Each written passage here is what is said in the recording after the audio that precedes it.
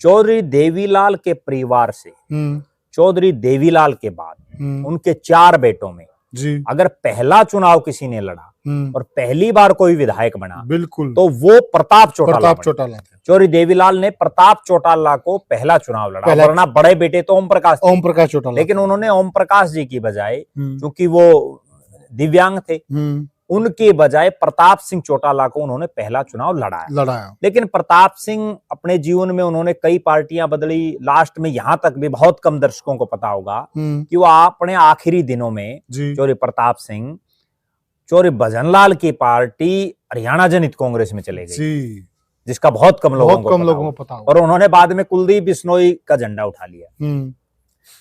उनके परिवार में भी उनके बेटे रवि चौटाला हैं, राजनीति में काफी सालों तक सक्रिय रहे, लेकिन अब वो ज्यादा सक्रिय नहीं। उनकी बजाय उनकी जो धर्मपत्नी है सुनैना चौटाला, वो सक्रिय हैं।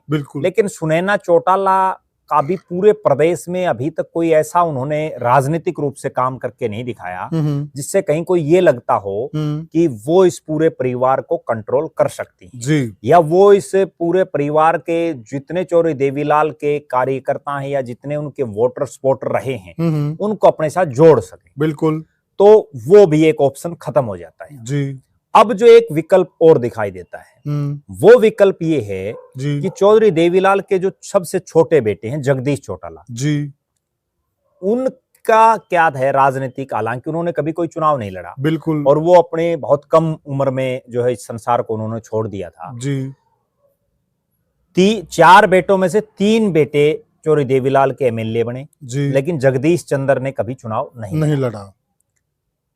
फिर हालात ये बनी कि जगदीश चंद्र के 3 बेटे, उनमें से 2 बेटों को राजनीतिक रूप से उन्होंने 2 ने तैयारी शुरू की। 2 में से 1 ने चुनाव लड़ा, आदित्य देवीलाल।